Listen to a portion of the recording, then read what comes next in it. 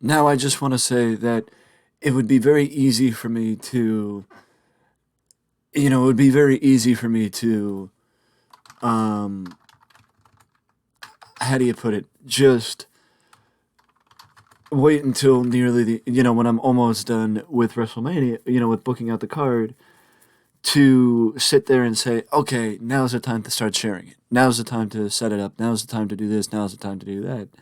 But the fact of the matter is, that's not the case because I think it would be better for you to show it off after the fact, before the end product, and then show you the end product as it progresses there, as opposed to just immediately jumping to that, if that makes sense.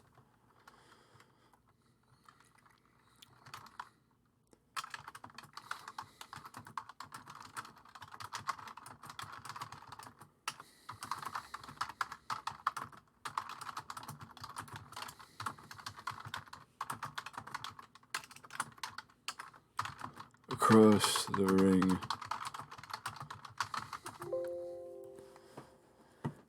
You know, so what I'm going to do is I'll talk about certain things as we progress, but as far as, talking about everything, we'll get there. We'll get there. We'll get there. As far as talking about everything, we'll get there.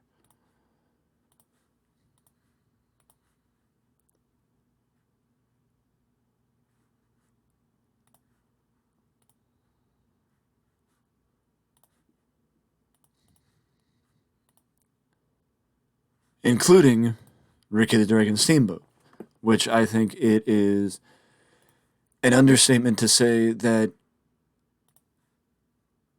I think it's an understatement to say that that is probably the one thing that sticks out the most is seeing Ricky the Dragon Steamboat on a WrestleMania card. The main reason is because I took what happened in 2010 and just pulled it forward 5 years, or no, 2009. Was it 2009? I think it was 2000. It was either 2009 or 2010. I can't really remember. But what I do know is that I have always been a big fan of Ricky Steamboat, and having Ricky Steamboat getting Ricky Steamboat and having him able to compete in the ring against in the ring at WrestleMania, and giving him the opportunity to, or running the story that Ricky wants one more match, one more opportunity, one more chance to go out on his terms and not have the injury define him. That's the reason why I chose Ricky Steamboat. Because for those who may not be aware, when Ricky initially retired in, I believe, 1995, he retired because of an injury.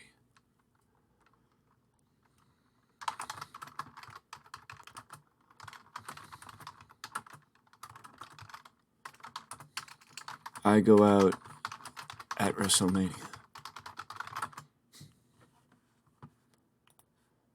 Basically, Ricky is content with ending his career after tonight.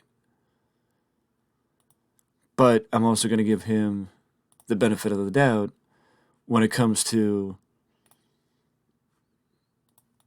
I'm going to give him the benefit of the doubt when it comes to not being unscripted.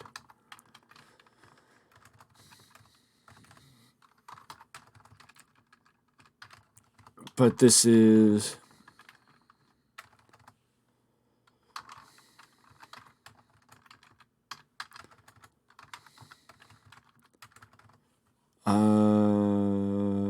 Who else?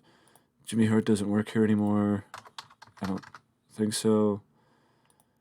Who else? Who else? Who else?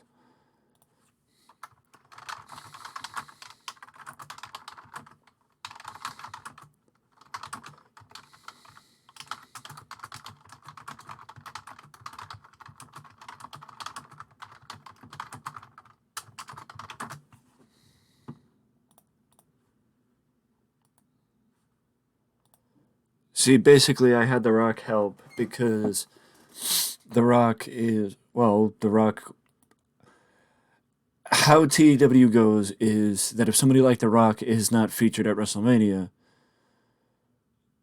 then he's going to get mad at me for not featuring him at WrestleMania.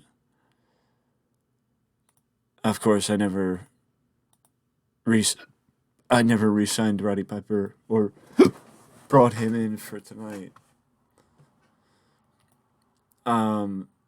But so that's why I had The Rock help with the Hall of Fame induction, because it would boost up the rating of that segment, and it would also give me the opportunity to allow The Rock to be featured at WrestleMania.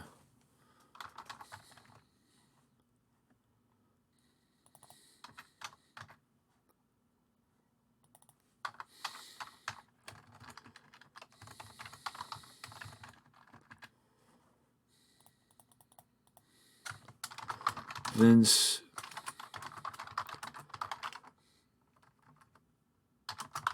Shane and Steph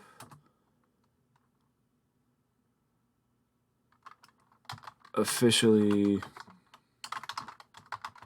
announce the draft. Interrupted by Steve Austin.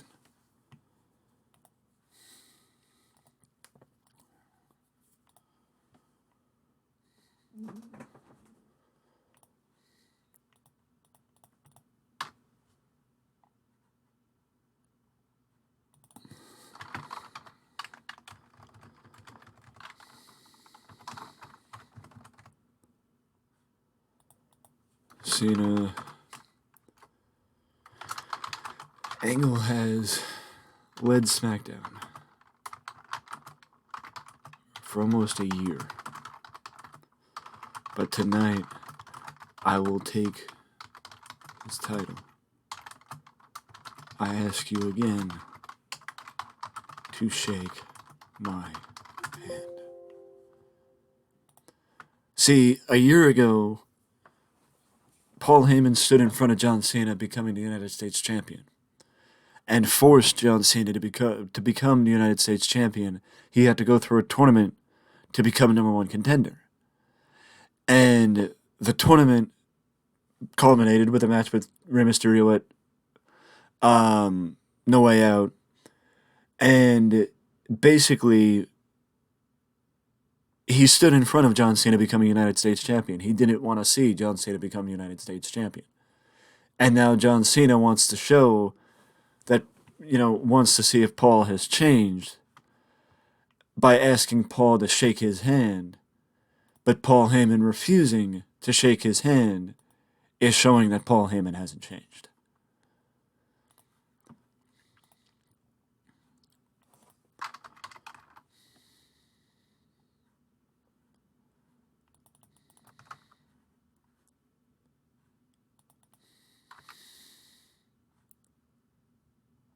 See, Paul Bearer also was not supposed to be in The Undertaker's corner tonight, but I was also supposed to give Paul Bearer a few months off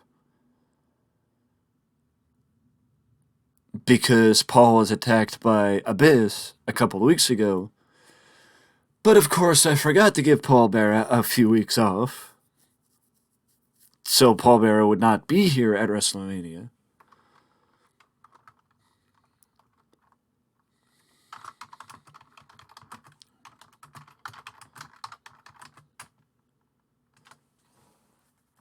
How about we do this?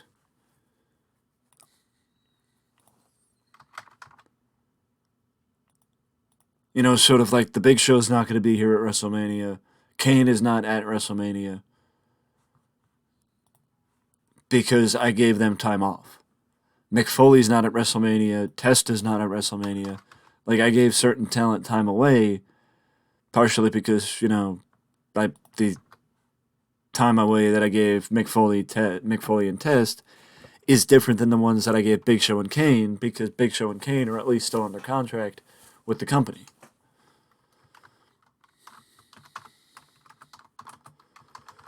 To use taking out Paul as to distract me. But tonight you will rest in peace.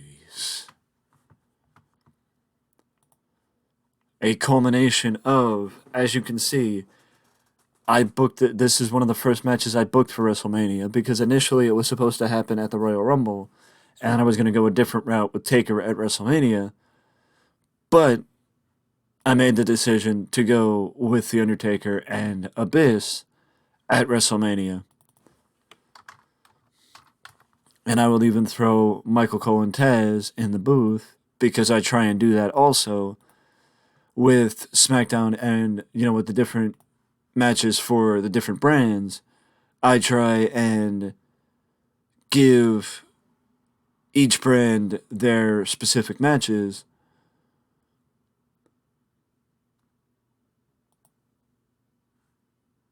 You know what I mean? Like, I try and give, if it's a SmackDown match, I'll give Michael Cole and Taz the booth.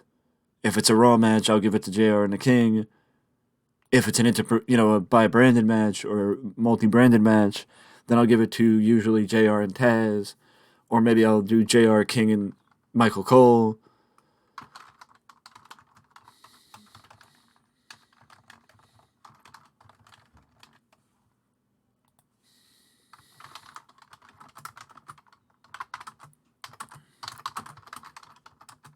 Actor, because he's the reason the IC title around my waist anymore.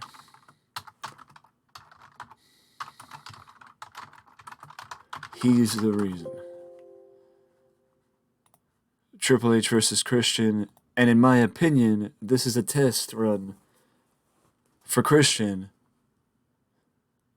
to, see what he can do. Because segment-wise, Christian has been impressing me. Segment-wise, Christian has been impressing me. Overall, Christian still has a little bit of ways to go. Christian still has a little bit of a ways to go before proving that he can be WWE champion. But I do think he has shown something as far as somebody that could be something more than just the Intercontinental Champion, if that makes sense. And, a test run tonight at WrestleMania against Triple H, ideally, there's no better way to do, to prove that you could be more than just, that you could be more than just, a guy, an up and red Carter, or whatever the case is, that you could just be more than, that you can be more than just that guy, and you could be world champion. You know what I mean? And that's what Christian is out to prove tonight.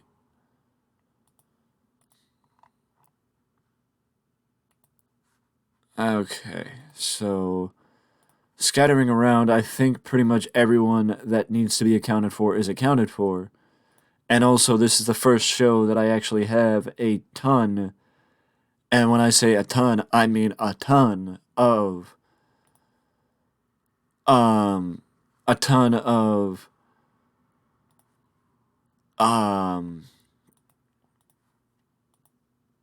segments counted towards with pre-booking. A majority of the segments that I had pre-booked count towards, the pre-booking, which is rare.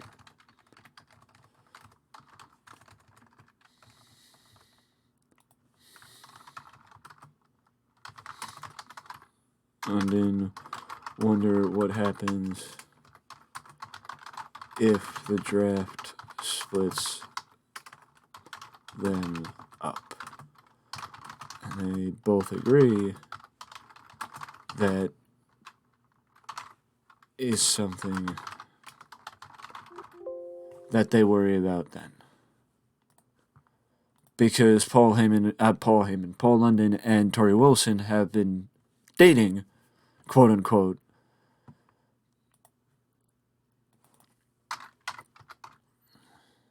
for the better part of the last year. And, I needed to include a segment that talked about the draft outside of the one that announced it. I was tasked with carrying SmackDown in the absence of Kevin Randleman, and that's what I've done. To explain, Kevin Randleman, for those who don't know, is an MMA fighter, UFC legend, and also my United States champion. Kevin is off preparing for an MMA fight, and the reason why he's US champion, and I willingly put the belt on him, even though I knew he was going away, is because, well, he's going out, he's an MMA fighter, he's going to be on national TV, so not only is he going to be featured with the United States Championship, but also if my United States champion wins an MMA fight, it's good for the WWE. You know what I mean? It's good for the WWE, it's good for me, it's good for everybody involved because he won an MMA fight.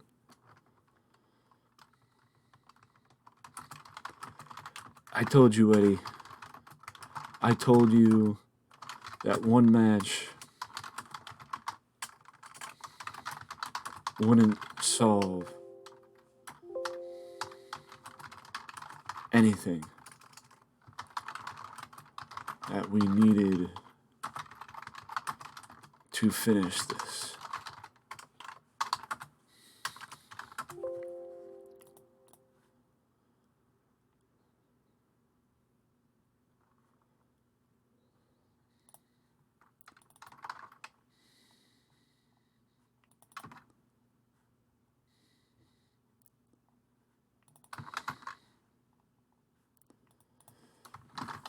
Vicky wishes Eddie luck tonight against Scott Hall.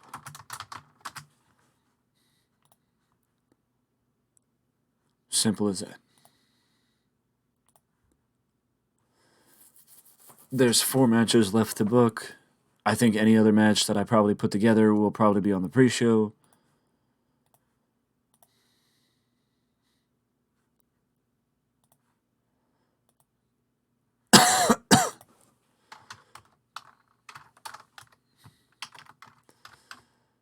Because I'm looking at the possibility of maybe like a 6-pack challenge match or something like that for the Cruiserweight division. Sort of like a specialty match for the Cruiserweights like I have with the Women's division. Because I have the Andre the Giant Memorial Battle Royal. And then I also have a Women's Battle Royal for the Women's Championship. Now the only question is differentiating between who should be the Royal Rumble, who should be the main event of WrestleMania, and what match is okay to follow up with. And I think that I think that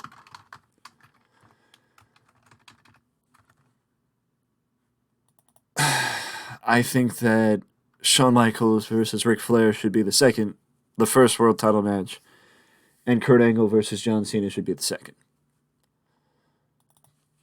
That's my opinion.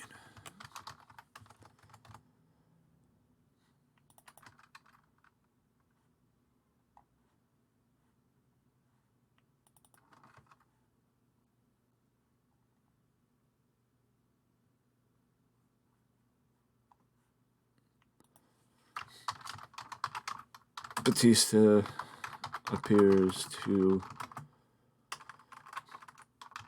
wish Flair luck tonight. And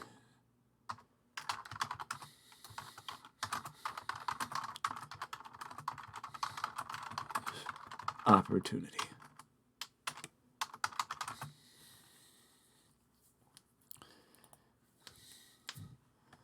Even with Evolution a thing of the past, and the unfortunate side effects of Randy Orton's injury being felt, don't get me wrong, Evolution is still a thing. Because loyalty is still a thing. But Shawn Michaels, of course, is going to retain the title against against Ric Flair. I did at least consider the idea of Flair winning, but I willingly can't just take the belt off Michaels. Like I have a secondary plan in mind. And especially Randy Orton's title reign wasn't that short, but if I didn't have the secondary plan in mind for HBK, I would consider taking the belt off HBK. But also the big deal is the fact that Kurt Angle has been champion since June of last year and may or may not be dropping the belt tonight.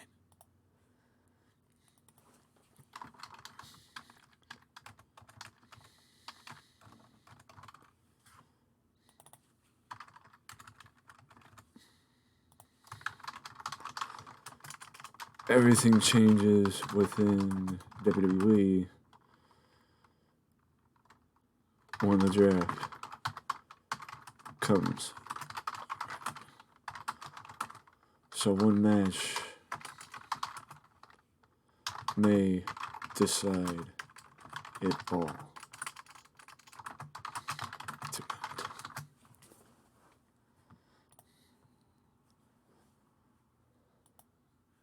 I mean, is it a premier spot still for Booker T and Chris Jericho? Well, yeah. The reason why I'm allowing Chris Jericho to win is because Booker T took Chris Jericho out of the gauntlet match to decide who fought Shawn Michaels at WrestleMania.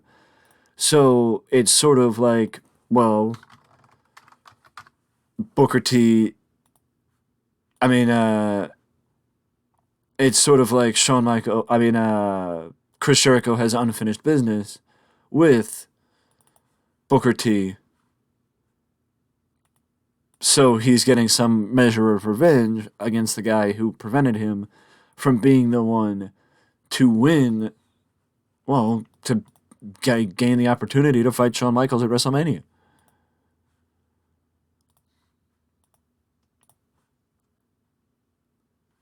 You know?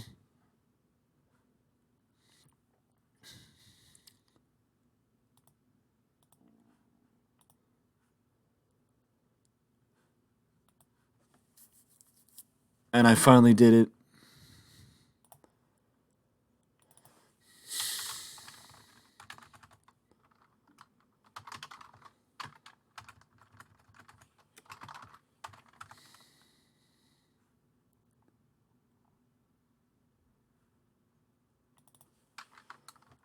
I've been the champion for almost 260 days.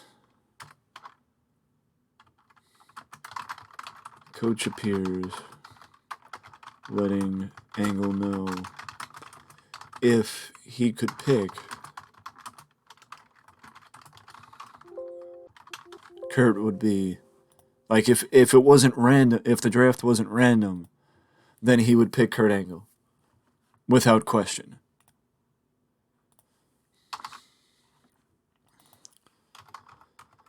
But it is WrestleMania 21, and even though I'm not crowning both Batista and John Cena, and I'm just crowning John Cena, we're still crowning one of them.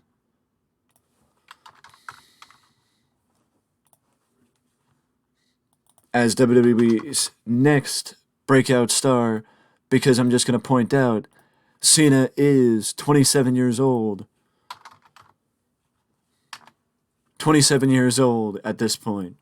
So not only does he have a bright future, but this is his first opportunity, or, well, it's his first main event. It's John Cena's first main event ever. It is his first main event ever. One-on-one. Oh, well, I take it back. He fought Kurt Angle last year at, what was it, No Mercy in the main event? Yeah, but this is what the match did last time. So now you can understand with a few months of with about a month and a half of build, or a little over a month of build, it uh I have expectations. Let's put it that way. I got some expectations. I have some expectations for this match.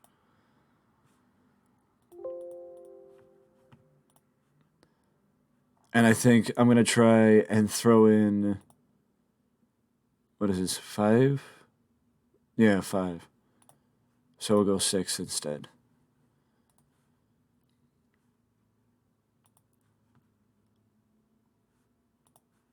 And I will give SmackDown one more match on the pre-show. A-Train is not booked, so A-Train actually should be booked. Because I think these guys are going to be more mad about not being booked than anything else.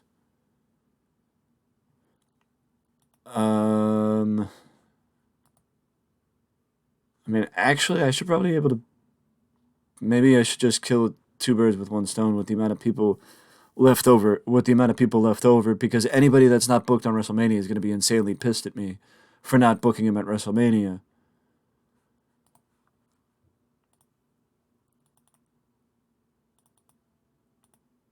Road Warrior Animals featured in the Hall of Fame segment, so technically he doesn't need to be booked in this.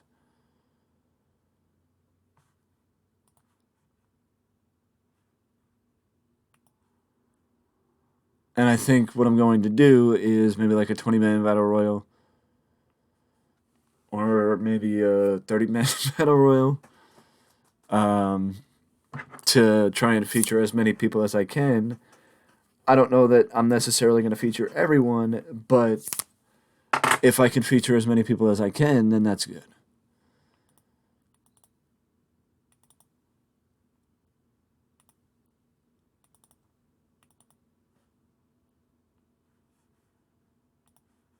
You know what I mean?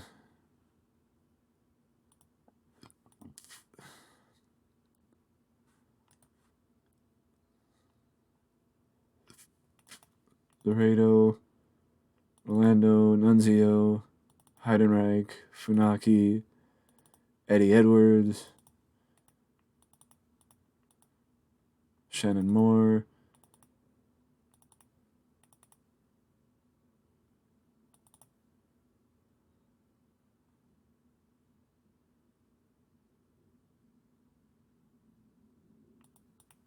Right, Sean Spears was in there already. TJP.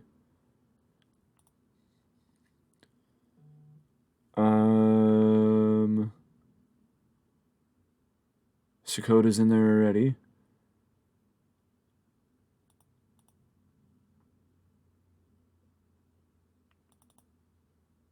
Jose Maximo.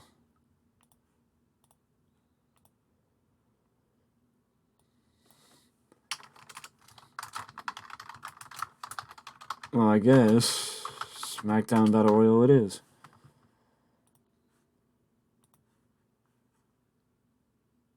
Otherwise, I'd be doing a 2 30-man battle, a 60-man battle royal with the weight with the amount of talent I'm trying to feature, because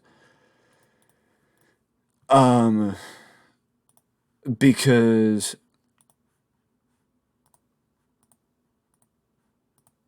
Jiminy Christmas.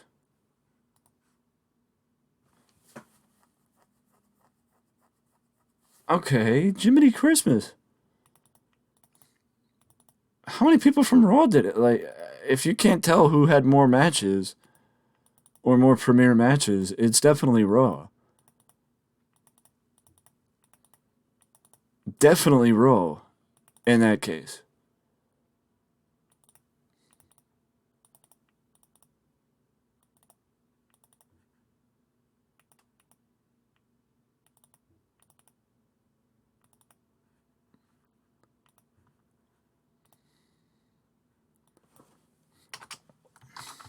Because Raw had only enhancement talent left. SmackDown had a lot more than that left.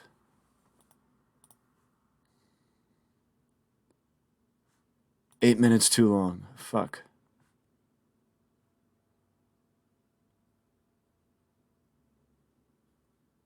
Um. Hmm. Well, actually, I could probably slide one up to the main card.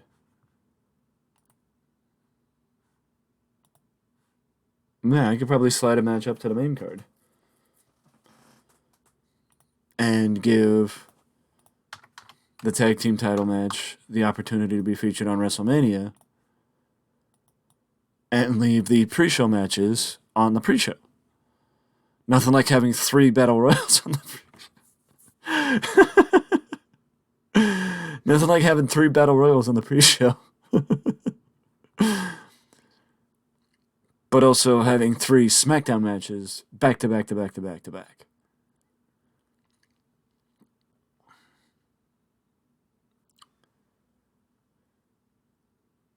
What are you gonna do?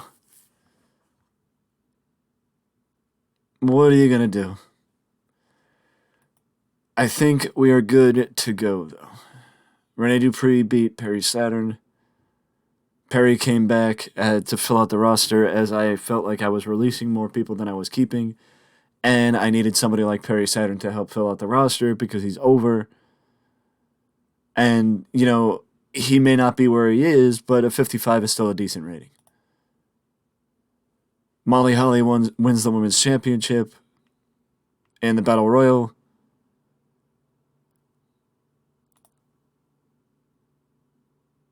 A-Train won the SmackDown Battle Royal. Cole Adams got injured. Zach Gowen's getting stale. Let's just hope that Cole Adams, even though a stomach infection is what took out, William Regal for an extended period of time, let's just hope the same thing doesn't happen to Cole Adams.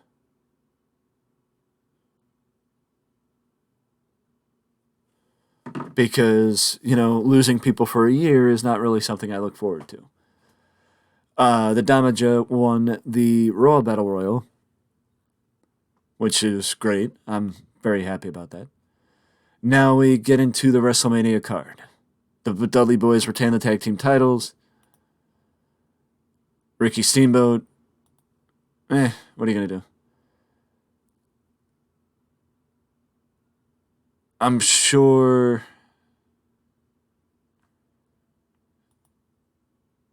Oh, wait. Let me figure something out.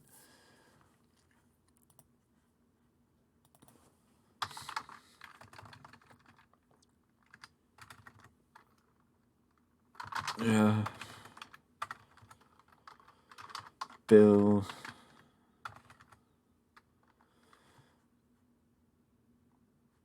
Stan. William.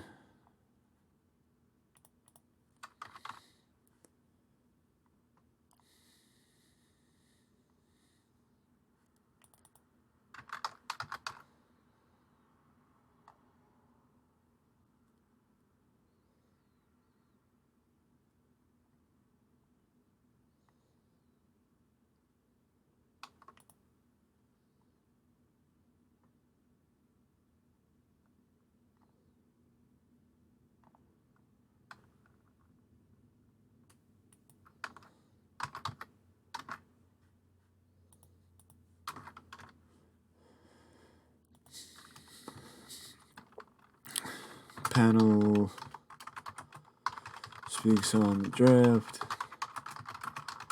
The new HOF class. Finley is usually somebody that, for whatever reason, usually is not used on the show. For whatever reason, they just, I mean, it's either because they enjoy using the same guys as road agents and don't rotate the road agents.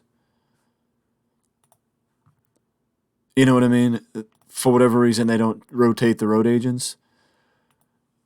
But Finley is somebody that, for whatever reason, is never really used as a road agent.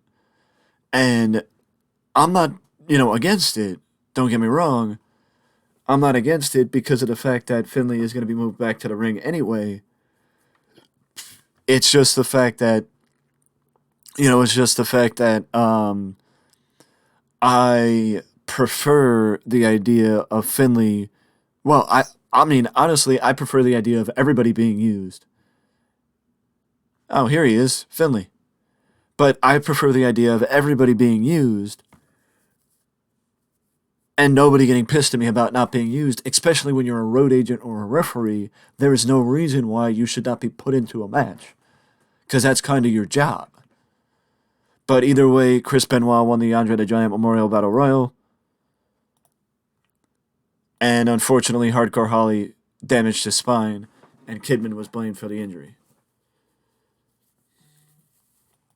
So that's quite interesting. The WWE draft is up next, or the announcement of the draft is up next, with Austin being involved because, well, Austin and the McMahons go hand in hand, and also the fact that Austin needed to be featured on the show. But I will explain a little bit about the draft after we get through WrestleMania. Shelton Benjamin has proven himself, much like Christian, and the fact that he got a decent match out of, or a pretty good match out of Ricky Steamboat, shows why Shelton Benjamin is somebody that I've been pushing for the better part of the last couple of months. Cena and Heyman, and it actually gave me the opportunity. Doing it that way gave me the opportunity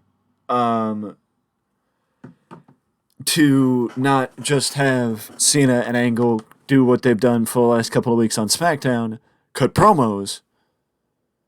By cutting promos, it allowed me to have the opportunity to integrate their feud and keep their feud at a high by integrating the general managers instead. But this has been a build-up for probably the better part of almost a year, with Undertaker going against people from his past and then mounting up with Abyss. Abyss blinded him.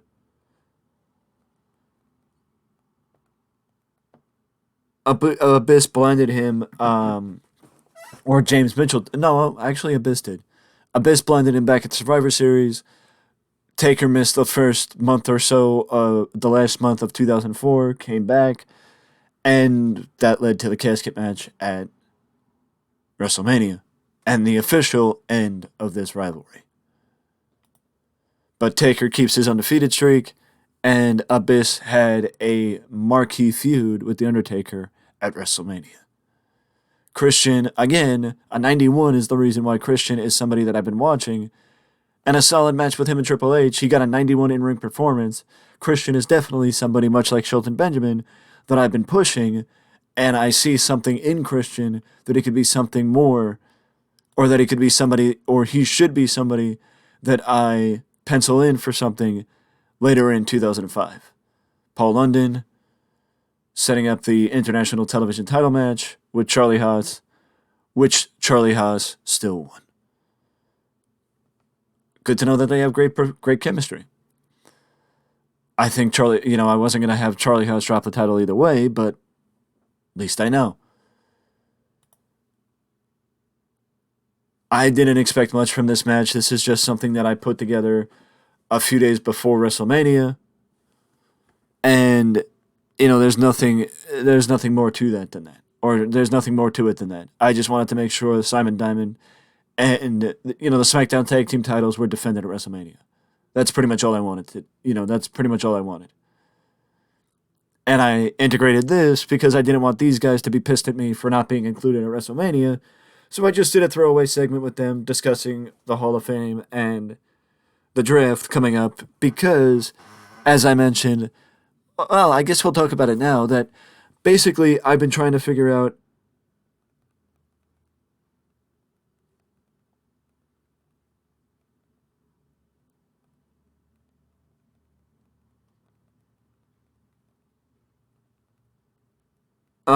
I was trying to figure out how to shake things up most of it revolves around changing titles, changing the alignments of the championships, changing the alignments of the championships, and moving maybe the United States champion to Raw, Intercontinental champion to SmackDown, the groups of the tag team championships.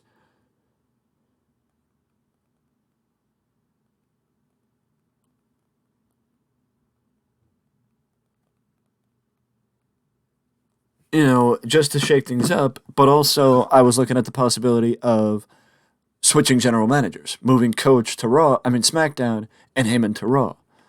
Eddie and Scott Hall's feud finally comes to a close, so now that opens up Eddie Guerrero for a possible WWE title match after WrestleMania. Batista and Flair. Got to figure out what I do with. I would say maybe time-wise is the reason why, but also maybe.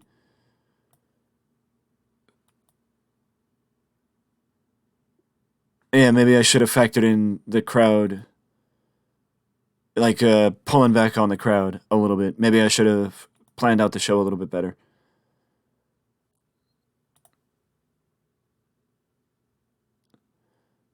Like maybe I should have had, instead of this be the buffer between the world title matches, I should have had this and then another match and then the world title match, if that makes sense.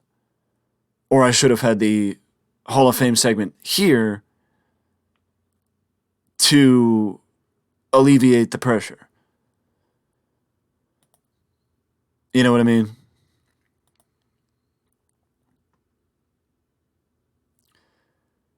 Because honestly, this is disappointing, and the main reason why it's disappointing is because very badly burnt out crowd. That if the crowd wasn't as badly burnt out as it was, then the segment probably would have gotten as good as it did at No Mercy. But with how things are with WrestleMania, you got to get as many people as you can on the card. You got to get as many people as you can on the card. Chris Jericho and Booker T did not disappoint. The 2 world title matches did disappoint. Eddie Guerrero and Scott Hall, I think maybe I should have switched the SmackDown Tag Team title match and Eddie Guerrero and Scott Hall and put that as the buffer.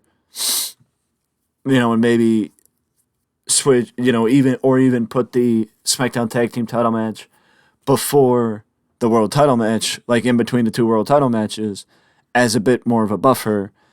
But this has been my rebook of WrestleMania 21 either way. I'm not disappointed by the card. I am impressed by some of the results. I'm happy with how things are. I'm not looking at it in the same way as I did Royal Rumble and the rebook of the Royal Rumble, but I am looking at it in a similar degree to I'm excited for what the future holds with me in WWE, because this is an exciting turn of events. John Cena is the world champion, Shawn Michaels is the world champion, and we got the draft coming up. I'm always excited about changing things up. So with that being said, let me know what you think about the results of WrestleMania 21 down in the comment section below, and I will see you in the next video.